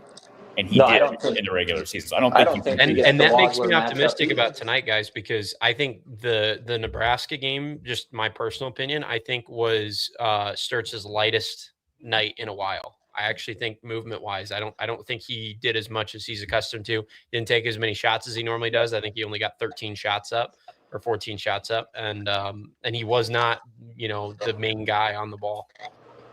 And I would be shocked if he gets the Wagler matchup again. Yeah, I'm sure he'll get some time on him, but I think it's going to have to be by committee. Absolutely. And Sage is very impressive defensively too, and I've noticed that last month. I mean, he's picked it up, and I don't think you can throw Banks on Wagler either. Yeah. So it'd have to be Combs, but then here's the problem. Wagler can stretch the floor. He can drive by you. He can jump over you. I mean, he's kind of got it all. So it's like, yeah, I would rather have, honestly, I would rather have a guy that can stay in front of him, even if he's got some length on him. That's what I would rather. I would agree with that, because I think you're way harder pressed to bet on him not being aggressive, because I think if he's aggressive on someone he can get around, he's going to start to go off, versus betting on him to just not hit shots, because he's not like he's a very good shooter, don't get me wrong, but he's not like super efficient. So right, I think Cale Combs would get that assignment tonight. I think what you want to do with Wagler is force him into those tough mid-range shots. Yeah, I agree. But I'm also a fan. That's any coach though, Chase. That's any coach against any great players. Make him, unless it's Shea Alexander. It's Shea or Katie. You probably want Shea shooting 3-pointers more than you want him shooting a mid-ranger. Just say, or Kobe. Like the elite of the elites loved the mid-range. But nowadays, if you can get guys to take contested twos, outside the paint, the problem is when you give open threes and give up shots around the rim. No, absolutely. I honestly, I felt like we were going to beat Nebraska tonight. I honestly feel totally different. Illinois is scary, man. I don't know what the thing was, but when we were doing that bracket preview show, and I said I could see Illinois coming out of the region, for some reason people were like, no, it's, and maybe it's the history with Brad, with Coach Underwood not getting out of his region before, but I mean, Illinois is really, really good. And I don't know, like, Corey, you can disagree with me on this, or Jace, if you guys want to, but like, if you were to draft these, like, if you were to take these two teams, you're going to say, okay, let's pick the top 5 players in the game. Like, Wagler is probably the best player. Is he? I mean, Wagler or Bennett, depends on who you like. I think Wagler's the better NBA prospect. I don't know what the mock better college. Say better college player. Better college player.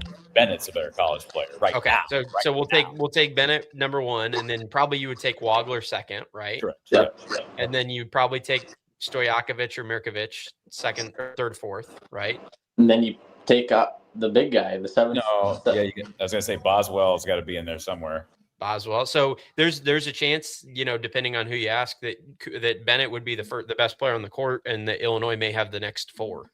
So you could almost go farther than the next 4 too with Illinois.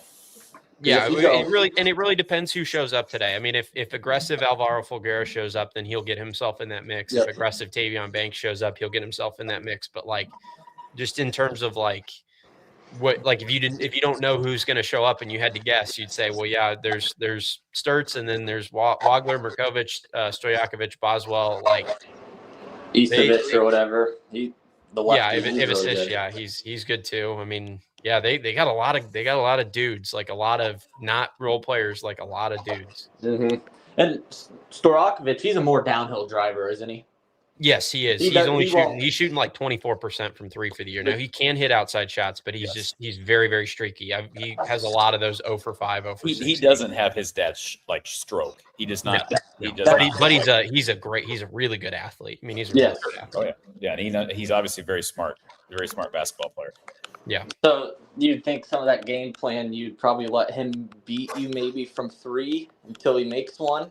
Yeah. I mean, I don't hate it purely because it's like, okay, what else are you going to give Illinois? Like, he's the worst 3-point shooter percentage-wise on their team. So, yeah, and you're not leaving Boswell or Wagler. You're not leaving the 7-3 guy. That's about all he can do is shoot. He can shoot and rebound. Eastovich, the lefty. I would say that his brother's more athletic. Eastovich's brother, but then I mean.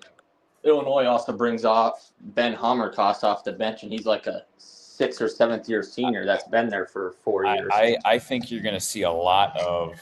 I think Ben is going to try to do a lot of what Underwood's doing. They don't have they have totally different styles, but I think you're going to see Ben really target some guys from overseas because I think those like Fulgaris now that when he's playing well, he fits into this system so well because of his length and because of his ability to pass. He is so comfortable. I'll tell you the only weakness that I saw from Illinois defensively, and it's basically all on Alvaro to do this, but the only weakness that Illinois showed defensively was when somebody from Houston could pull one of the twins out of the paint. When somebody could pull one of the twins out of the paint and get by them or make perimeter shots, then they looked a little bit, and that was when Houston made their run to get back in the game. They put a guy in the game that could shoot at the 5. That's the only thing. If one of the twins is on Alvaro, if they go small and Alvaro's on him, he needs to pull that guy out of the paint to create space. I was going to say that too because I mean they were letting Chris Sinek. I mean he was a 5-star out of high school last year. They were like, okay, we'll give you a mid-range jump shot. So I wouldn't be surprised if we saw a game similar minutes wise from Cam and Alvaro where Alvaro gets another 30, 32 minutes and Cam only plays 10. But that means if that's the case, Alvaro's not in foul trouble. But I feel like he's due for 1 or 2 stupid fouls every game. Yeah.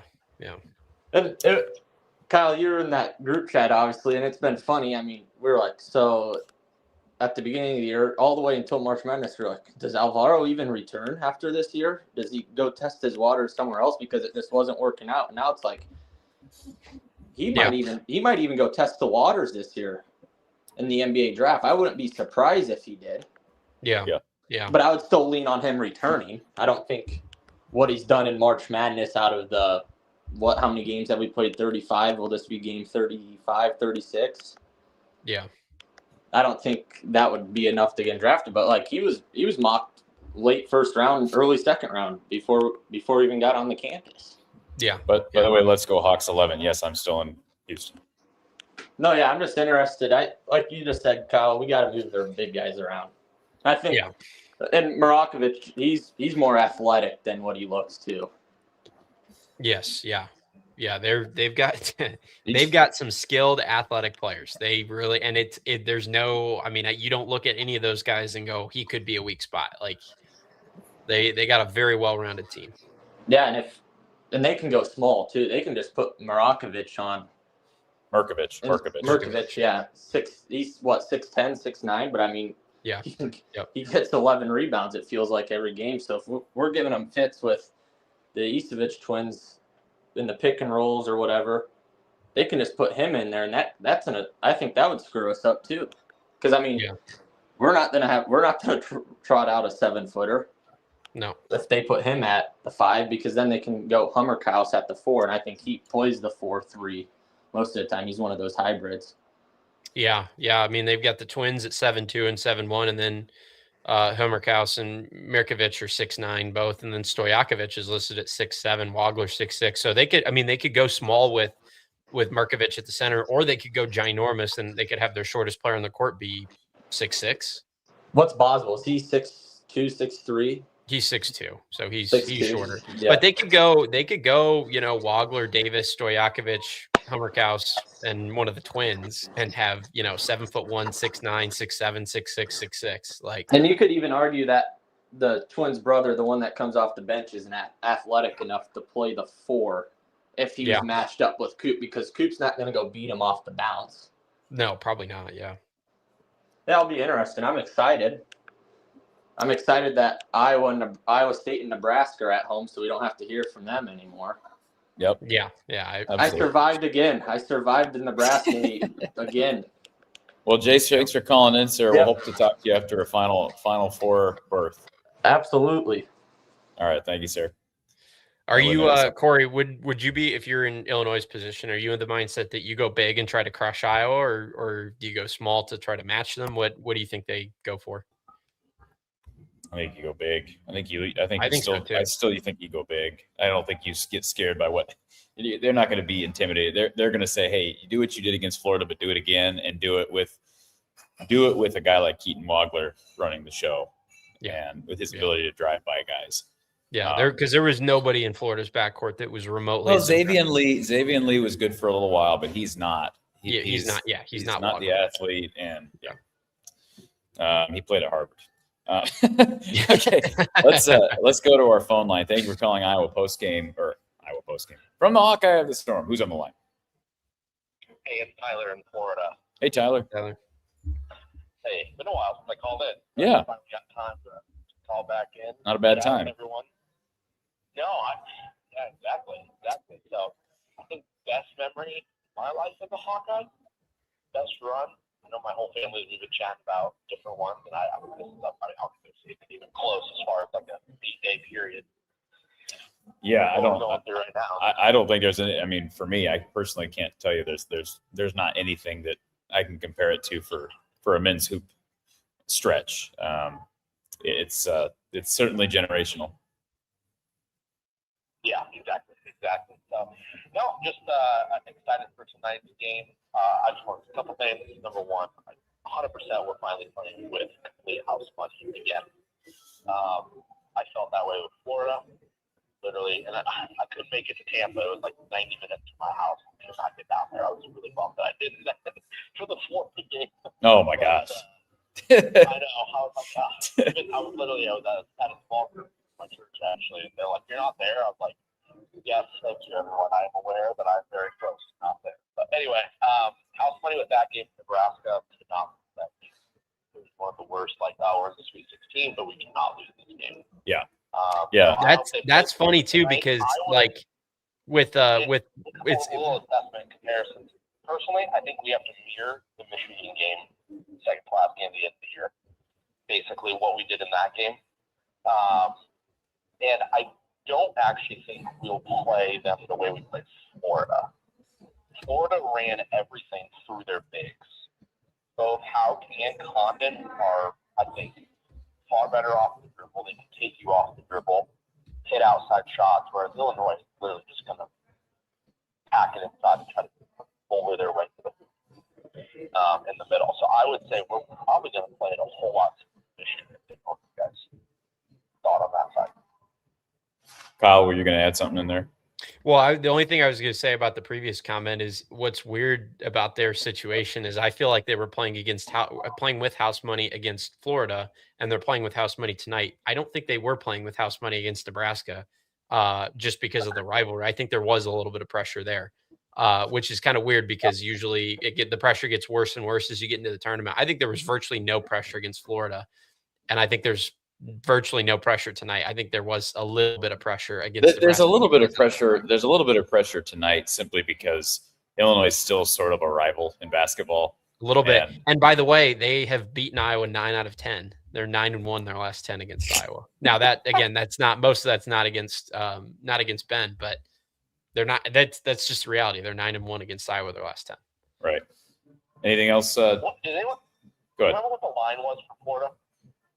Wasn't it like 11 and a half or something? Yeah, it was 11 or 10. I was just using it for a point of reference as far as what's the line tonight? What's the line tonight? 6.5 tonight. 6.5 is what I'm 6.5. Okay, that's about what I would. That's about what I would say. Like, I'm like half as confident. Would you take Illinois or Iowa against the spread, Corey? Well, I don't bet. I mean, I don't.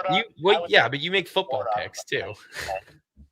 Yeah, but I don't. Honestly, Nebraska for me was like 50-50, and tonight I'm like probably 75-25, like legitimately. Yeah, I was like 90-10 Florida before that game, and then Nebraska I was like 50-50, and today I'm like 70-30 Illinois. Yep, I'm like, I think the way we have the last couple nights, we're gonna be right there. yes. It's good. You look good. Common moniker in basketball. It's a big if. But everyone is playing their roles right now. And I think you're seeing how competitive we are. We have shooters all over the court between Bennett, Sage, Koch, O'Neary. It's tough to match on the wing. It really is. Yeah. So I agree. We'll see how it goes. Just don't get burned downside. Don't get in foul trouble. We haven't had that yet. But we'll see what happens. All right, Tyler. Appreciate you calling in, sir. We'll talk to you soon. Thanks, guys. Yep, absolutely. All right, we're going to go to, I think, our last caller. We got Robert, and hopefully Robert's mic is resolved. Yeah, so, Robert, can you hear me? We got you. Sorry, I don't know what happened the last time. So Corey, I don't know if you remember me. I'm the guy who was the Fire Fran guy after the Richmond game. Are you the guy that you hung up on me? Okay. Hey. I vaguely I can laugh about it now. I think you and I had a conversation. We did. You were. I couldn't believe you actually called me back. I called you were very gracious, and I appreciate called you that. back. Yeah. That was an awkward situation because as you know, Gary's son was he was a manager for that team. Sure. And then we had Matt Gatens on as well, and those guys bleed black and gold, so they're pissed off, and I'm pissed off, and you're upset. And I still contend that Richmond team. Yeah. I mean, I don't know what would be interesting. Go back and look at their analytics, or where they'd be in the Kent. They were awful. I think they got smoked by 30. They had no business beating Iowa. They had no business beating. Did they play Vandy or Providence or Providence the next game? Round? The Friars. Yeah. They had no business beating. That's a horrible upset.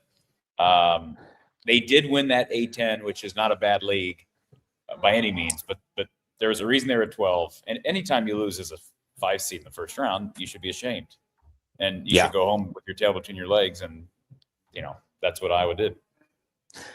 So we moved from Colorado at the time and live in the Indianapolis area. So I'm desperately hoping we can win today, and I can get tickets to my company or something like that. But I was just going to ask if you guys had to, I know you're not betting, but if you had to say who has the better chance of winning today, Purdue over Arizona or Iowa against Illinois, I think I'd go the Hawks. That's a great question. That's a really good question. What's the line for Purdue? I think it's 8. So I think the ESPN analytics have Purdue at around 22%, have Iowa at 25%. I think all those numbers are right on the money. I think Purdue has a slightly better chance. Slightly worse chance of beating Arizona than Iowa does of Illinois. I mean, and I see this question from Extreme Fit Nation. I mean, I'm not somebody who's going to sit here and make a pick with my heart, right? What I want to have happen. But I do. I think Iowa will win to 8. No. If I had to say, no, I don't. Like I said, I think it's probably like 70-30 or 65-35. I think the line is right on about 6, about a touchdown. But I also think Purdue or Iowa could win. Crazier things have happened. And Illinois is by far, they're not unbeatable. And the fact that Iowa was able to play basically a de facto road game and beat a 1 seed in Florida when they were like 12-point underdogs tells me that even against a big team on the road in this tournament, they can win. I would take, if push came to shove, I'd probably take both the favorites against the number. And just last question for you guys. And if you've already said this, I apologize, but if Iowa were to win, what do you see as the most likely path for that happening? Like what will that look like? It's I'll tell you what it's not going to look like. Okay. It's not going to look like it did 2 days ago. Okay. No. I don't believe somebody made the comment here a minute ago. If Iowa can keep shooting the way they did, they're not going to. They're not going to. Yeah. They're going to have to play better defense. I mean, Ben's talked about that. Like he said that after the game, he said it yesterday. They just shot the lights out to stay in the game on Thursday. They really had no business being in that game in the first half because were you on when I read Ben's comment post game? I don't know. Ben said that they should have been down 20 at half. They played like a team down 20 because of their shooting. They were down 3. Right. Yeah. No, that's like I said, that's exactly what I saw as well. And I made the comment during the first half that they are so fortunate to be shooting the ball. Like, it just was back and forth. Like, Sage is hitting threes, Cooper's hitting threes. I mean, it was really ridiculous, but they went punch for punch. I just don't think that's sustainable. Just for the record, Illinois is the opposite of Nebraska. When you look at like the analytics efficiency numbers, Nebraska is incredibly efficient on the defensive end, even though Iowa shot the ball real well. Illinois is incredibly efficient on the offensive end. Illinois is not as efficient on the defensive end. Now, they were really good defensively against Houston for a good stretch. But Houston could not shoot. I mean, they had open looks, and they tend to struggle. They tend to struggle offensively. Like, I think that was just a bad matchup for Houston. Well, it may be, and so that's my point. Like, if Iowa, I don't love the matchup simply because Iowa might have to really. I think it's going to be a hard thing to keep them down, right? I think Iowa's better off playing like a Michigan-style team, where you can deal with length, and they're really good on defense, but can you hold them down as well on that end? But I did just did read, and again, you guys are more on the metrics. I believe Illinois is this shocked me, one of the worst teams in the country in forcing turnovers. Right, Yeah, they're very low rate. So I think, if the Hawks can, I'd say, bleed that clock to 25 seconds every time, limit Illinois' possessions, and I just think rebounding is the key. If you can just limit the damage, that, to me, that's the key to the game. And because I don't think they'll turn the ball over. They're going to get some shots. They just have to knock them down. Yep. Another thing to add there too, because I agree that the tempo is going to be really important. I think the slower the better for Iowa. As frustrating as that is for Hawkeye fans, that doesn't mean, get into your stuff with 8 seconds left on the shot clock, but it does mean try not to take early shots unless they're there. Even though the Nebraska and the Florida games were pretty fast. Yes. Yep. Those games were played at I much agree. quicker Those were faster than I anticipated, but I'll take on a slower game today. Yeah. Illinois is 327th in the nation in forcing turnovers. But the other thing that they're very bad at is they're very bad at free throw defensive rate. So they give up more free throws than a lot of teams. So I think that aggressiveness from Fulgaris and Banks, in particular Banks, I think he could draw a lot of fouls on Illinois, just purely because teams that are very athletic sometimes tend to be not super disciplined. And Illinois, I think, would certainly fall into that category. So I think you get to the line, rebounding, you don't turn the ball over, and then a fairly slow game. I don't think there's any way that Iowa gets up 10 or 15 and stays there. I think they get up, best case scenario, they get up 5 or 10 and they kind of hold on down the stretch. I think the most likely way they win is probably similar to the score with Nebraska. I think it's kind of a nip and tuck game all game, and they've got to be lethal late in games, which they have been. Iowa's execution's been awesome late in games, but I just don't, Corey, I don't know if you disagree, but I just don't see a 10 to 15 point win. That's just, to me, it's almost not a possibility. I don't really know what is a possibility anymore from this team. They've defied, honestly, Kyle, they've defied every odd that I could imagine against them, you know? And so would I be shocked? Not anymore. If they won by 10 to 15 today, but I also would not be shocked if they lose by 15.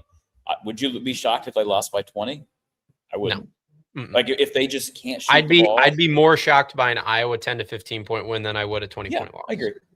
But if they just can't shoot the ball well, and Bennett's cold, and you get a Tavion game like we had 2 nights ago, and Tate goes back to his freshman ways where he just struggles, Alvaro just disappears like he has in so many games. Like, if all those things happen at the same time, they're gonna lose by 20. I mean, they're gonna lose by 20. I don't think defensively you can. I think Illinois is too good offensively to hold them down that much. You ain't gonna win it. You're not gonna win this game 53 to 52. No. Corey, and let me leave you with this: TJ Otzelberger, best roster he's ever had. They can't punch their ticket to the Elite Eight. Yeah. Ben McCollum with transfers from Drake and Robert Morris in his first year were playing today. So eat that, Cyclones. Those Drake guys, 2 of those guys were Wyoming the previous year. One of those guys was at JUCO. Northwest Florida, I think. So, yeah, it's amazing.